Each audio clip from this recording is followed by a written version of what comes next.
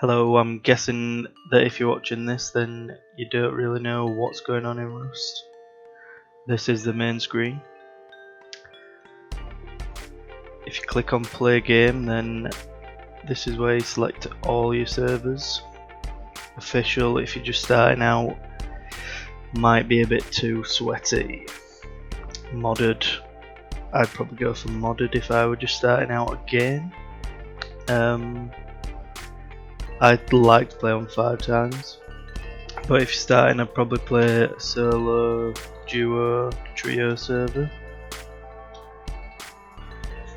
Just to mention with the servers, when it means like 5 times, it means you'll get 5 times the original loot. So if you're playing an official server, you'll only get like 10 wood per time you hit the tree, whereas on modded 5 times you get 50 wood per time you hit the tree, for example. So I'm just loading into a sandbox server here. If you don't have an SSD, then the loading times might be pretty long. With just a hard drive, it probably takes about 20 minutes, but recommend an SSD for Rust. Right, so once you've spawned in on your server on Rust, you'll start off with a rock in your inventory. You use your rock, if you hit the tree, you get wood. Hit the tree on the X marks, get more wood.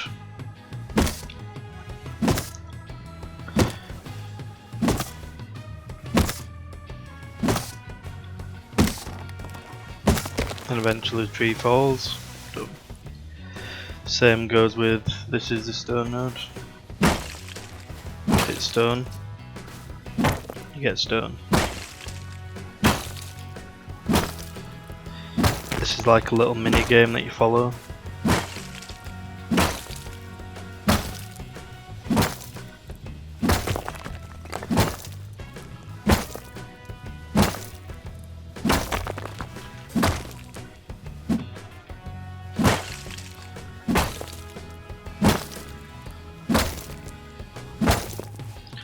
Now if you press tab, your inventory will open. You'll see you got wood and stone. If you click on the crafting at the top, you can also press Q to get to your crafting. If you scroll to tools, click on stone hatchet and click on stone pickaxe, and now you've just crafted them from your stone and wood that you have. Now you can use this pickaxe to harvest. This is the metal node.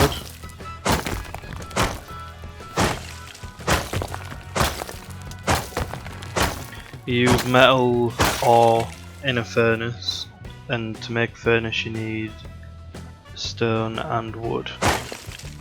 This is sulfur. You burn this in a furnace as well, and you use sulfur and charcoal to make gunpowder. Right, so when new players start, they don't realise that you can upgrade your base, and they just leave it all twig like this, which you can just break this. You can break it with a rock. Look, I've just done 3 damage to that. So I'm just going to build a little 2x2 here. This is a nice little start base for if you're new. You want to put an airlock in, I'll show you why in a minute. So this is an airlock.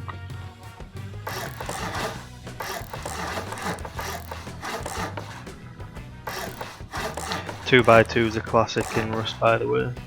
Right, so to upgrade your base, you get your hammer out. Right click, you'll see it highlighted blue. Select stone. And this wall, you see how on the inside it's dark grey, like that. If you rotate it, that means, so this is soft sided here. Right.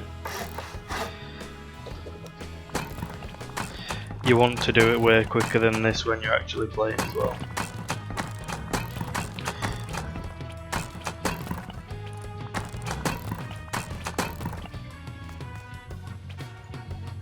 Right, so now you make your doors. You go back to your crafting, you can just search it, door. at this point you'll probably only have wood, so craft a wooden door, place it on, Q, craft a lock. Press, so you can press 1, 2, 3, 4, you've got 6 inventory slots, you can press 4 for your lock. Hold E on it, and then select lock, and now your door will be locked.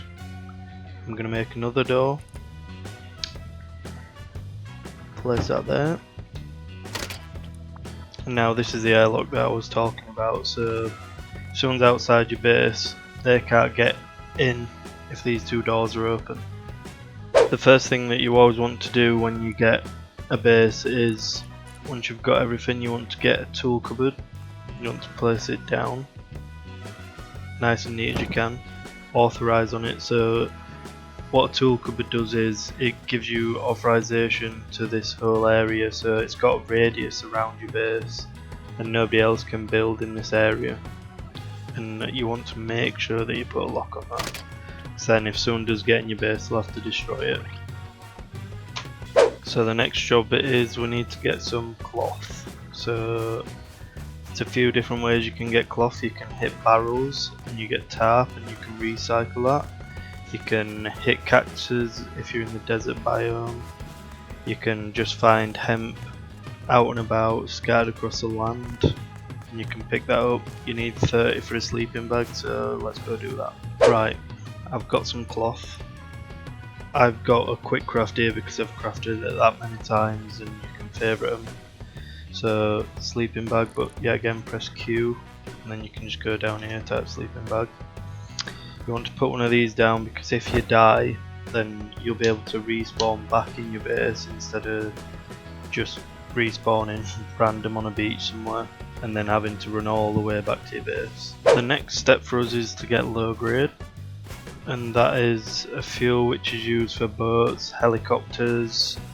You need it to make furnaces, you need it to make rockets, C4 explosives, and yeah, I'm going to show you how to get that. So where to get crude oil, you see these red valves, you hit them, get low grade and crude oil.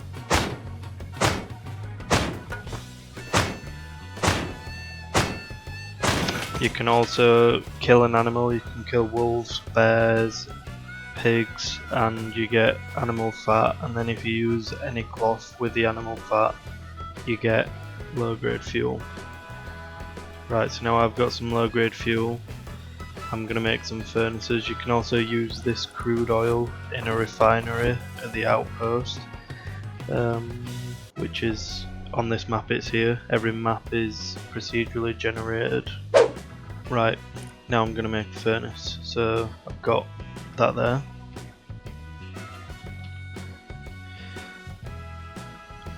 If you just do the same again, Q, select, press 1 to place it, and then to start burning in this you need to place wood in it, and say I'm going to put sulphur in here for example. You can split it by doing that, but like you want to split it into 3 because one output's going to be the burnt sulphur, one output's going to be the charcoal.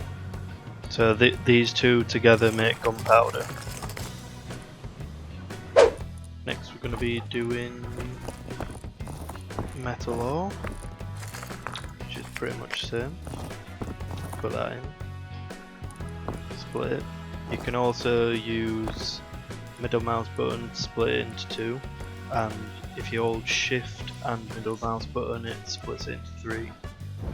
And then when you burn these you'll get charcoal again and metal fragments, which you can use the metal fragments to upgrade your base to metal, and you can make sheet metal doors.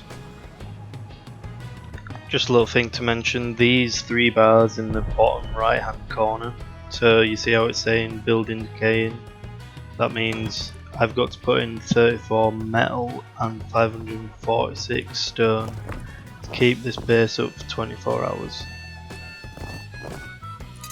Put that in there. So now it's protected, so what it means by that is if I don't keep that in my tool cupboard, then all of this will decay. So you see how it's got 500 health?